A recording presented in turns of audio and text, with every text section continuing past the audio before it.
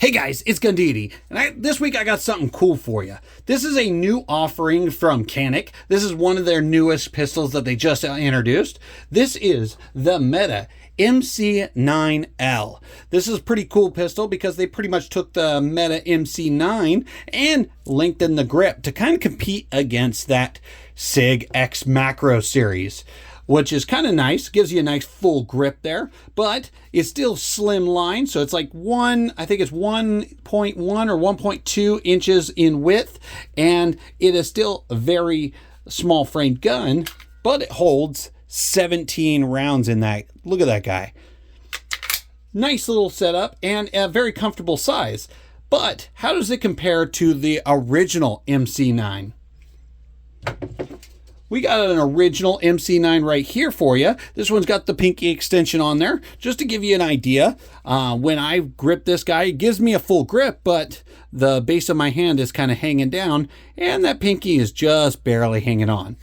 These guys hold 12 rounds in the, or sorry, this one's 10. 10 or 12 rounds in the standard magazine, and this is a very small framed pistol as well. But when you compare it to the MC9L, we'll go muzzle to muzzle, butt to butt, and sight to sight. You'll notice it's just the MC9L is just a little bit longer. I'm not sure if I'm picking that up on camera. It's just a little bit longer in the grip. Not much, especially when you put that pinky extension on there. It's just a fraction of an inch difference, but you get a lot more rounds in this guy. Other than that, it's pretty much the same gun. I mean, just a little bit longer grip. Same slide length. Now, they do have the LS model, and the LS model has a little bit longer barrel. I think about a half-inch longer barrel on there. But it is pretty nice, and it's optics ready. Let's go over the features from front to rear, and then I got another gun that this is reminiscent of that I want to compare it to as well. But let's go over the specs of this guy first. So this one's running a 3.1 inch barrel. It is optics ready. As you guys can see, it is empty. Completely empty there, guys. It's got the standard Canik triggers. So let's check out that trigger. Little bit of staging to get to the wall. A little bit of creep, and then it breaks at the rear of the the trigger well. And then let's go ahead and see that reset right there. And then you got a little bit of take up, and then the break. So not a bad little setup there. Like I said, you get a nice full grip, kind of a flared mag well on there. That's kind of nice.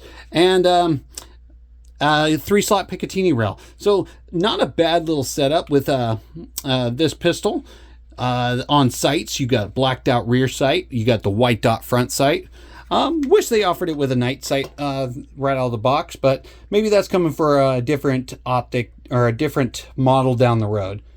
Now, one thing I will point out that you'll notice between the original MC9 and the new Meta MC9L is the L's got a little bit of a beaver tail on it compared to the MC9. Just a little bit, but enough to give you that ability to get a nice high purchase without cutting up your meat. But definitely a cool little pistol. And just like Caniks always do, this guy comes with a ton of accessories inside the box. You get a holster, you get a speed loader, extra back straps, and then your takedown tools and adjustments, and a nice hard carrying case to carry to the range. But what I really want to compare it to, and what it reminds me of, is another pistol that I like, and I personally have a similar model to.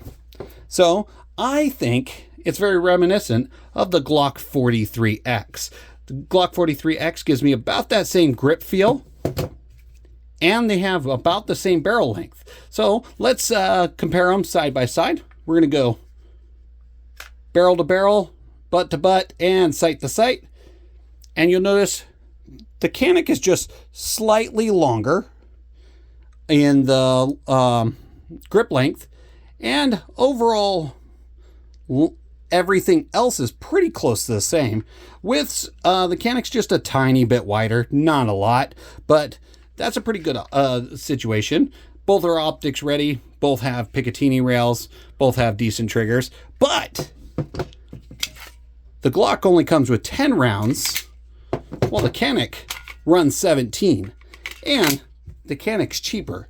So that's definitely a big selling point to me. Now, if they fix the issues with the MC9 for the MC9L and LS, this would probably be a pretty good pistol. I do know that the MC9 had some feeding issues for a lot of people, so I'm curious to see if they fixed it in this version of the pistol. So definitely let me know in the comment sections if you have one, or if you know someone who has one, and if they're having issues with theirs. Definitely something cool to check out. But this is my quick review of the new Canik MC9L. Definitely a cool little offering from Canik, and something you guys should definitely check out. Guys, if you like this video, go ahead and hit like, comment in the comment section if you would buy the MC9L yourself, and, you know, just stay tuned for the next one. Guys, this is Gundini, and I'll see you for the next one.